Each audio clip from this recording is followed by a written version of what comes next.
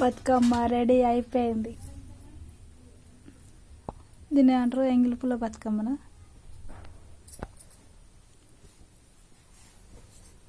చిన్న వీడియో తీసుకుంటున్నా అత్తమ్మ, కొంచెం మాట్లాడు. నేను మాట్లాడా? దోస్తులు అందరు వింటారు.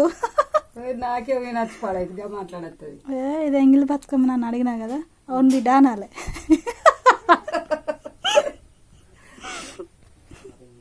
ఎంగిలి పువ్వులు బొడ్డెమ్మ.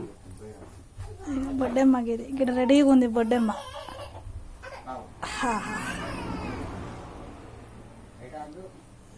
అది మొత్తం కంప్లీట్ అయిపోయినాక ఈ బొడ్డెమ్మ పెడుతుంది అందులో.